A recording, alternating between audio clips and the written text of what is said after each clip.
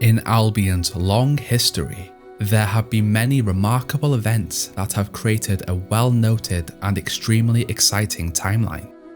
There have been epic battles between godlike beings, regions have been built and collapsed, and good and evil have battled through heroes and villains.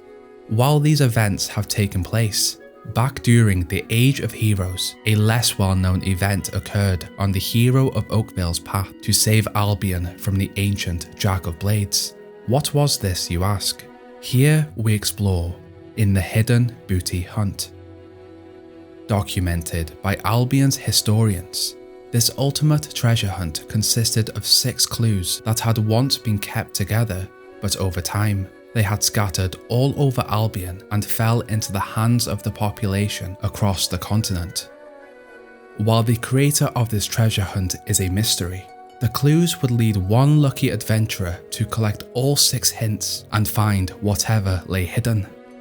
Without the complete set of clues to discover the treasure, those that had discovered a clue simply held onto them, hoping to discover the rest, while others stored their clues in locations for safekeeping.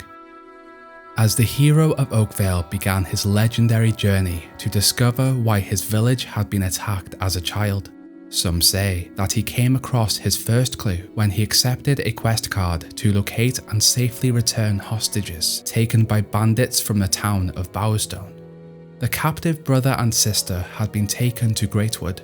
Unknown to their captors, the sister had discovered a treasure clue where she kept it on her person, seemingly hoping to find another one on her adventures. As the hero entered Greatwood and saved both captives after killing the bandits, the sister gave the clue to the hero and thus began his journey. 2 traders discovered the second clue on their discovery of Albion attempting to sell their wares. Unfortunately, while travelling through a thought-to-be abandoned road, one of the brothers, Thomas, got lost and became trapped when bandits began to set up a camp in the region. Waiting on the outskirts of the road, the free trader waited for an adventurer to help rescue his brother. To his luck, the mighty hero of Oakvale passed through and led Thomas back to safety while wiping out the bandits. While the clue itself appeared valuable, he offered it to the hero as a reward for saving his brother. As the hero of Oakvale became more famous for his actions across Albion, a group of assassins came together believing that killing the hero would give them access to the gold and valuable items that he carried with him on his journey. With their assassinations previously, they had come across the 3rd treasure clue and other valuable wares.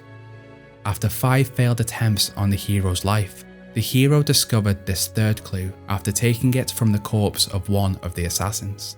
Unknown to the hero at this point, he had discovered half of the required clues to a treasure hunt he had simply stumbled upon. Through his heroic feats, the hero discovered the 4th clue after beating an archery competition, just outside of the gates of Knothole Glade on the island of Witchwood. Although the competition runner had anticipated value in the clue, he believed it best to give it as a prize to a worthy archer. While most believe the hero beat his game for the clue, others believe that he simply murdered the competition runner and took the clue from his corpse. While the hero had discovered the first 4 clues through luck and challenging circumstance, he found the final 2 clues much easier. The 5th clue he discovered in a chest in the farming region of Orchard Farm, and later he discovered the 6th and final clue in a chest in the dangerous region of Windmill Hill. With all 6 clues, the hero had almost completed a treasure hunt that some say fate had put him on, due to the sheer coincidence of discovering all clues, simply being in the right place at the right time. While the clues separately had made little sense, all clues collectively read: to begin your quest, go to the region where scrumping hobs were discovered in legion. Your hunt for the treasure can only come good if you start your search where fruit lies wood. With your back to the lake, walk into the light. Proceed no further when it's no longer in sight. The nearest construction point with its limb, follow its direction, but don't stop on a whim. You're not going in circles, but riddle me this. Repeat the last clue. and you won't go amiss.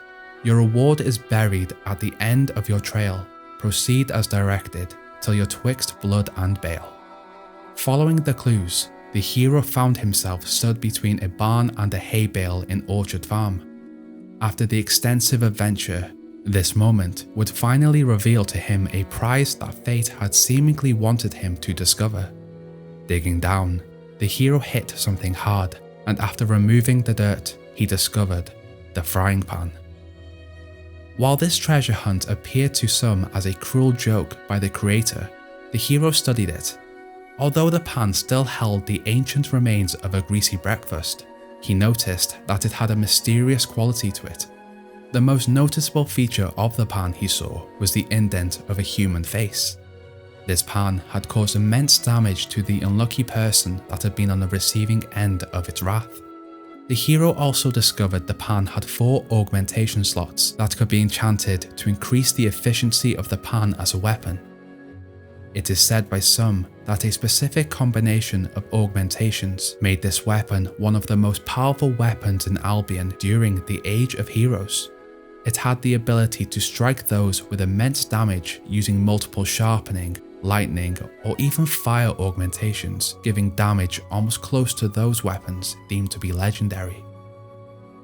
Regarded as the ultimate treasure hunt of the Age of Heroes, it is unknown who created the clues, what the person had for breakfast, or why they thought it would be best to bury a frying pan in the farm, simply waiting for an intelligent adventurer to discover it. What is known is that this adventure gave the villagers of Albion something to gossip about, at least for a couple of days, and added one more feat to the hero of Oakvale's legacy. While the hero was believed to have used it actively during his journey, it is unknown what happened to the frying pan over the centuries. Maybe the hero decided to use it as a cooking utensil at his home in the Homestead realm, or an avid fan of the hero stole it and simply kept it for themselves. Regardless, the location of the frying pan to this day is still a mystery. Some ask, what was more important, the treasure hunt itself or the prize it gave? I ask hero, if you were to engage in combat with an adventurer wielding a greatsword or a frying pan, which would you be more afraid of?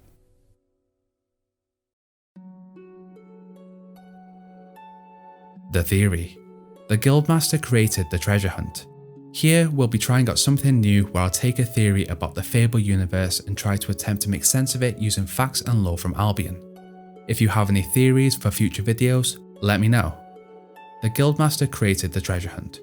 Now, this theory simply came from trying to figure out who would have made the treasure hunt.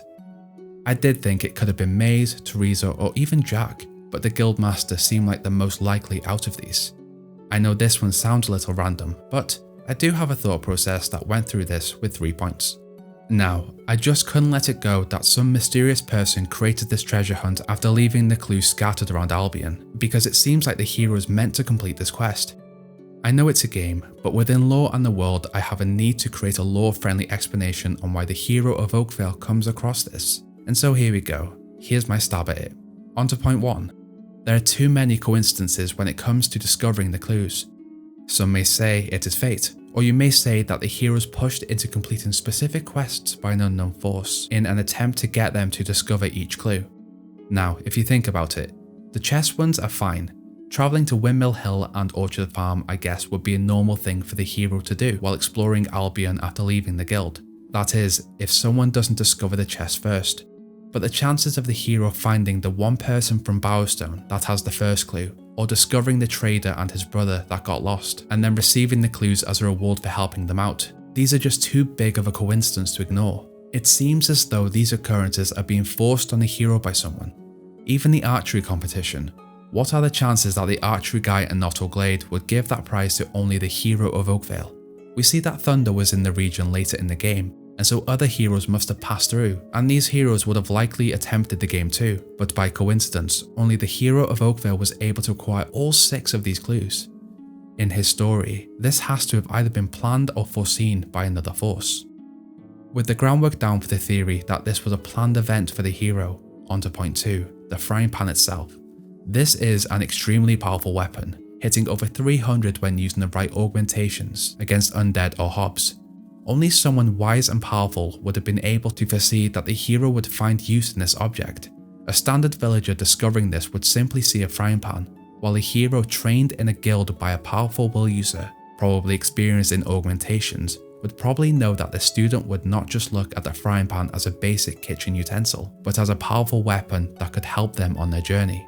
It also helps that the pan also has a human face indent to signify that the pan can cause damage. It's just an odd item to have as a reward unless it was meant for somebody.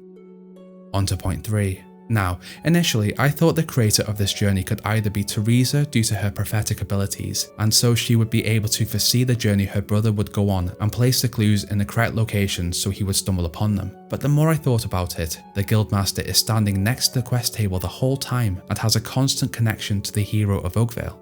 Standing at the quest table, he can initially control the quest that his student takes and send him to specific locations. He's also a powerful will user. He understands augmentations. Therefore, he would have explained them to his student, and as the Guildmaster of the well-known guild in Albion, he would have a reputation and have the resources to have the clues placed in certain spaces.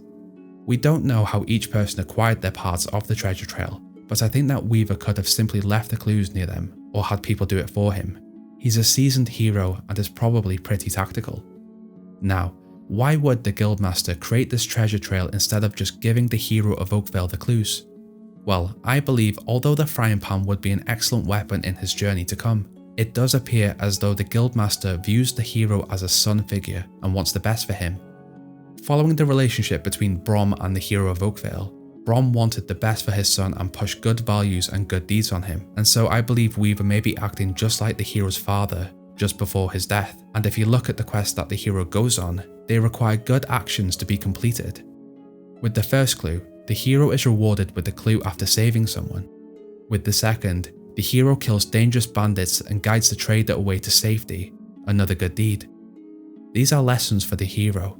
Do something good and get a piece of the clue. It's textbook positive reinforcement. With the archery clue, the hero must complete an archery competition using the archery skills that the Guildmaster had taught him when he was younger. The Guildmaster is simply using the treasure clues to make the hero a better person and feel rewarded for it, and from this, they get a powerful weapon that only a hero would know what to do with. It just makes sense. Closing thoughts. I do think that it could either be Teresa or the Guildmaster. I guess it depends on your viewpoint. There would absolutely be an argument for Teresa as well. For me, the Guildmaster works better in this theory. I like the possibility that he's doing this whole thing to look out for someone he sees as a son and to teach him some good lessons along the way. It's a nice thought. Now, this isn't a super serious lore video this week, but I did want to cover events as well as specific items. As there is not a lot of lore about the frying pan, I thought it would be fun to cover the journey of acquiring it with fun bits of information. With the theory, this was actually my second choice. My first choice was a little darker in tone, and so I thought I'd do a lightly toned theory to complement it. The original theory was that the frying pan had actually been used to murder somebody, the victim being the imprinted face, and the clues were from an observer that had seen the crime. I originally thought that maybe Farmer Isaiah or his wife had murdered Isaiah's mother using the pan to get the deed to the farm, but with its sinister tone and nowhere for the theory to really go, I just went with who created the treasure map and why. What do you think? Was this simply a treasure hunt created by an unknown mysterious person?